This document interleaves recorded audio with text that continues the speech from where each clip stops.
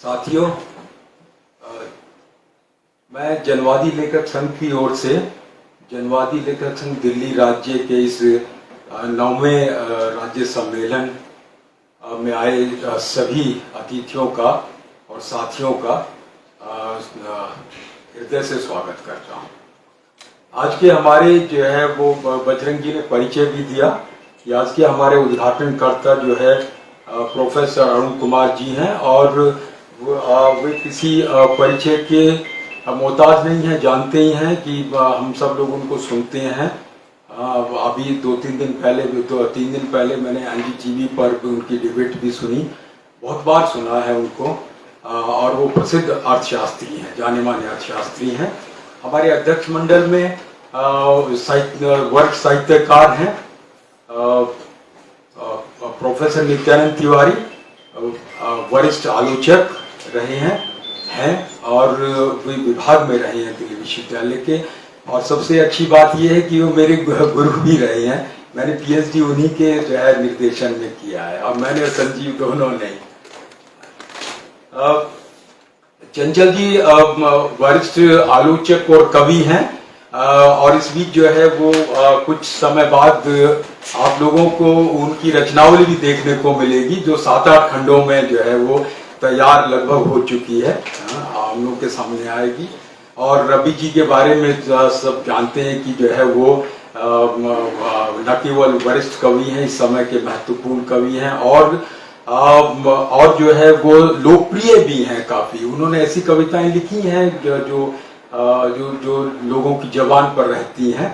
वो काफी जो है वो लोकप्रिय कवि हैं। मैं इन सब का जो है वो हृदय से स्वागत करता हूं। और आज के हमारे जो वक्ता हैं उनमें जो है वो विष्णु नागर जी हैं, बैजवाड़ा विल्सन जी हैं, अर्जुमन दारा जी हैं और जो है वो अखलाक अहमद तो विष्णु नागर जी कहानीकार हैं, कवि हैं। तो पहले तो हम लोग उनको कवि के रूप में ही जो है वो जानते थे अधिक दरअसल। और एक दौर में जो साठोत्तरी कविता के बाद वाला जो दौर आता है उसमें उनका जो है वो काफी बड़ा नाम रहा है, रवि जी का और इनका। विष्णु नागर जी ने कविताएं लिखी हैं, कहानियां लिखी हैं, ईश्वर संबंधी कहानी की सीरीज तो बहुत पॉपुलर भी हुई उनकी, कहानी संग्रह काफी पॉपुलर हुआ। और भी जो है और व्यंग लिखते हैं, सबसे बड़ी बात यह है कि व्यंग लिखते हैं और उनकी कविताओं में भी वो व्यंग आता है। और जो है व्यंग के रूप में लघु कथा आप कह सकते हैं कि उस तरह की भी वो जो है वो लघु कथाएं लिखते हैं। और एक लघु कथा के बारे में तो मैं हरियाणा गया था और उसमें मैंने उनको जो उनकी जो एक कार है जो खून पीती है वो मैंने उनको सुनाई थी। वो ट्रैफिक वालों का था, तो जो है उसमें मैंने उनको वही सुनाया। तो उनको कहा कि दे दीजिए हम लोगों को, तो जो है वो अद्भुत जो है वो लघु कथा है।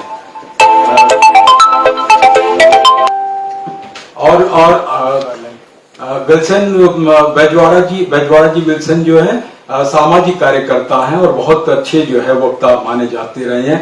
आप कह सकते हैं कि उसी शब्दावली में कि धाकड़ वक्ता जो है वो है। अर्जुमन दारा जी जो है वो दिल्ली विश्वविद्यालय में उर्दू विभाग की प्रोफेसर हैं और उनको अभी जो है वो एक पुरस्कार भी मिला है साहित्य अकादमी से। हम लोग उनको बधाई भी देते हैं मन से। अखलाक अहमद साहब जो है फारसी पढ़ाते हैं जेएनयू में और हमारे जो है वो उद्घाटन भाषण के लिए जो है जिनको हमने आमंत्रित किया है, सादर आमंत्रित किया, अभी भी जो है उनका संबंध भी जेएनयू से रहा है और अखलाक साहब का भी संबंध जेएनयू से है। वे जो है वो फारसी पढ़ाते हैं जेएनयू में प्रोफेसर हैं। परिचय के उनकी कभी एक नई किताब आई है कविता की, जो है वो खराबात नाम है उसका। वही बताएंगे कि खराबात का मतलब क्या है। खरी बात जैसा लग रहा है ना हिंदी में।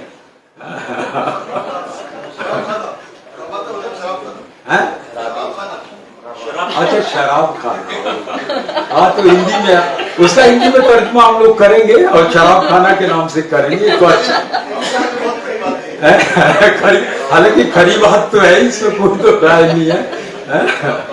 तो आप सबका और वक्ताओं में जो है वो हम लोगों के जो बिरादराना संगठन के जो लोग यहाँ आए हैं उनका भी मैं जो है वो दिल से स्वागत करता हूँ।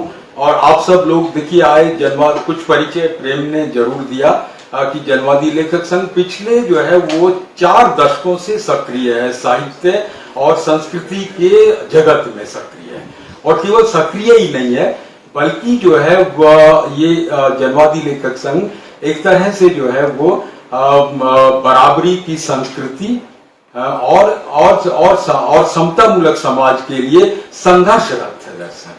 और आप लोगों ने यहाँ के हम लोगों का उत्साह जो है बढ़ाया और ऐसे ही आप लोगों का सहयोग मिलता रहेगा तो हम लोग आगे भी जो है ये इन मूल्यों के साथ ही हम लोग सक्रिय बने रहेंगे। आप सब लोगों का पुनः हृदय से धन्यवाद। शुक्रिया साथी बजरंग। दोस्तों, मैं बहुत थोड़ा वक्त लूंगा आपके और उद्घाटनकर्ता के बीच में, ज्यादा देर नहीं रहूंगा मैं।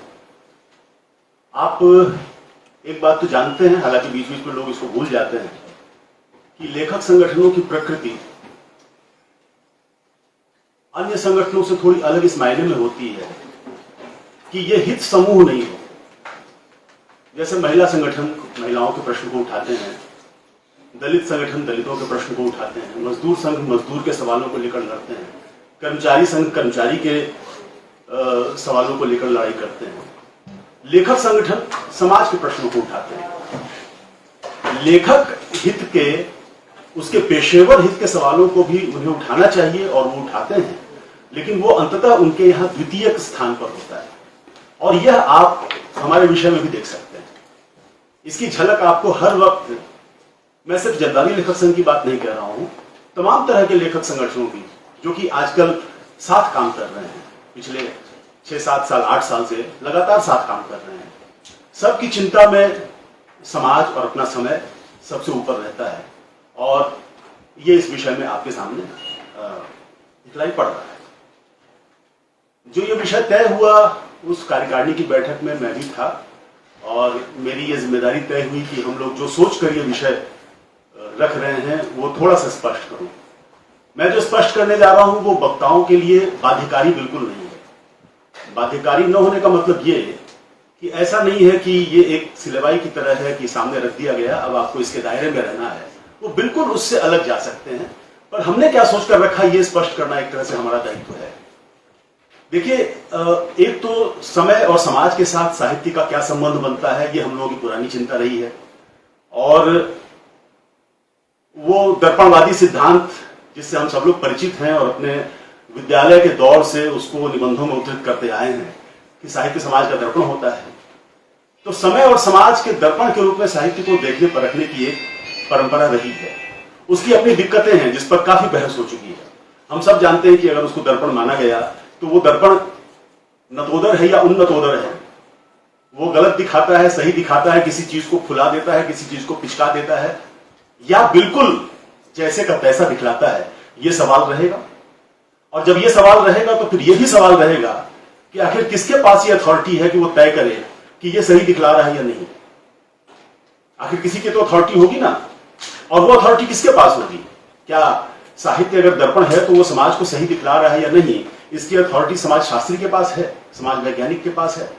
तो ये एक बड़ा सवाल वहां खड़ा होता है। दूसरा सवाल ये कि ये दर्पण क्या समाज से बाहर रखा हुआ है तो वो समाज के भीतर ही, यानी अपने समय में है, अपने समाज में है।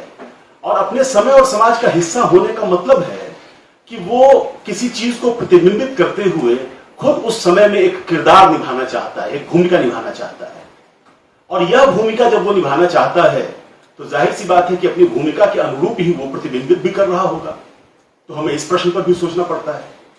लेकिन आप गौर करेंगे कि हम सिर्फ समय और साहित्य के बारे में इन जनरल कुछ फिलोसॉफिकल बातें नहीं करने जा रहे हैं। हमारा समय इसमें बहुत ही महत्वपूर्ण है। और ये हमारा समय जब सामने आया तो मुझे इलिया एहरनबर्ग की एक बात याद आई जो नाजी आक्रमण के समय उन्होंने कही थी, सोवियत संघ में जाहिर है, कि साहित्यकारों को सिर्फ शताब्दियों के लिए लिखना नहीं आना चाहिए, उन्हें उस क्षण के लिए भी लिखना आना चाहिए जिस क्षण में उसकी जनता के भाग्य का निर्णय होना है। तो ये जो क्षण है, हमारे सामने एक बड़ा सवाल है कि क्या आज हम आजादी के 75 साल बाद अपने इतिहास के उस क्षण में हैं जिस क्षण में शताब्दियों के लिए साहित्य लिखे जाने की चिंता छोड़कर हमें जनता का भाग्य निर्णय करने वाले इन प्रश्नों से जूझने की जरूरत है। तो हमारे वक्ताओं में अगर आपको ऐसे लोगों की एक अच्छी संख्या दिख रही है जिनका सीधे साहित्य से वास्ता नहीं है, लेकिन जो सामाजिक प्रश्नों पर बहुत मुखर लोग हैं, तो उसका कारण यही है, वो एक तरह से इस बात की तायीद कर सकते हैं कि ये वो क्षण है या नहीं है। इन 75 सालों के बाद हिंदुस्तान ने वो दिन देखा है या नहीं देखा है, जबकि बड़े सवालों को छोड़कर, या यूं कहिए कि त्रिकाल सत्य जैसे प्रश्नों को छोड़कर उसको बिल्कुल अपने समय के सवालों से जूझना होगा। लेकिन एलिया एहरनबुर्ग की बात में एक फाक मुझे नजर आती है, और वो ये कि शताब्दियों के लिए लिखा जाने वाला साहित्य क्या अलग होता है और उस क्षण के लिए लिखा जाने वाला साहित्य अलग होता है। क्या सामयिकता हमेशा किसी रचना को शाश्वत महत्व का होने से रोकती है? मुझे याद आता है कि पिछले कुछ सालों में मैंने कम से कम 5-6 ऐसे उपन्यास हिंदी में पढ़े हैं जिन्होंने बिल्कुल अभी के प्रश्नों को उठाया है। राकेश तिवारी का उपन्यास फसक आप पढ़ेंगे तो आपको लगेगा कि 2014 की जो तैयारियां थी वो सारी तैयारी उस उपन्यास में मौजूद है।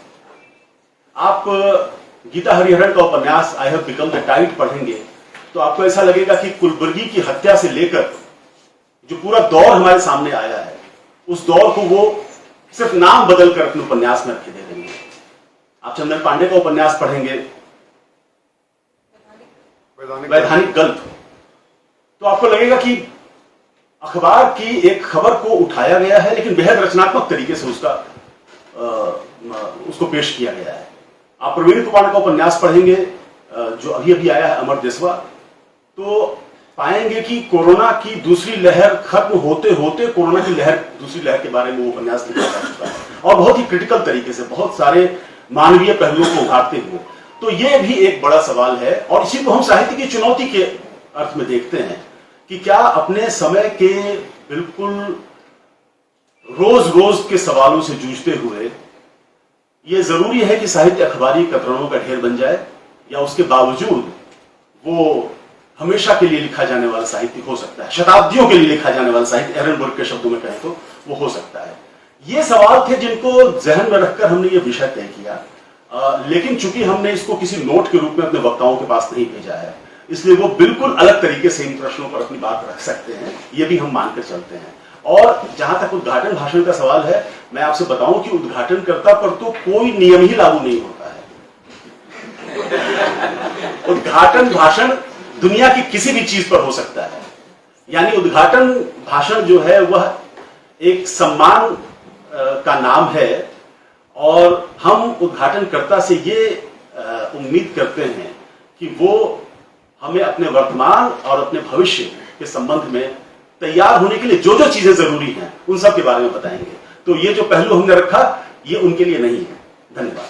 सीने ऊपर भी हाथ चलाती है रोटियां, जितने मजे है सब ये दिखाती है रोटियां। जब आदमी के पेट में जाती है रोटियां, जब आदमी के पेट में जाती है रोटियां, इन रोटियों के नूर से सब दिल है पूर पूर। आटा नहीं है छलनी में छन छन गिरे है नूर। पेड़ा हर एक इश्क है बर्फी के मोती चूर। हरगिज किसी तरह न मिटे पेट का तनूर। इस पेट की ही आग बुझाती है रोटियां, जब आदमी के पेट में जाती है रोटियां, जब आदमी के पेट में जाती है रोटियां। कपड़े किसी के लाल है रोटी के वास्ते, लंबे किसी के बाल है रोटी के वास्ते। बांधे कोई रुमाल है रोटी के वास्ते, सब कष्ट और कमाल है रोटी के वास्ते, जितने हैं रूप सब ये दिखाती है रोटियां, जब आदमी के पेट में जाती है रोटियां, जब आदमी के पेट में जाती है रोटियां।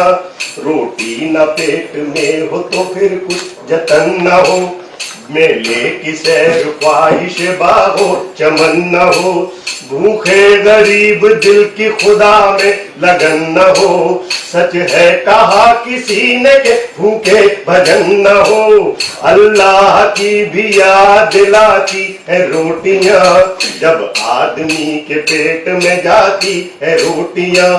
पूछा किसी ने ये किसी काबिल फकीर से, ये महरुमा हक ने बनाए है काहे के, वो सुन के बोला बाबा खुदा तुझको खैर दे, हम तो न चांद समझे न सूरज है जानते, बाबा हमें तो ये नजर आती है रोटियां, अल्लाह की दिया दिलाती है रोटियां।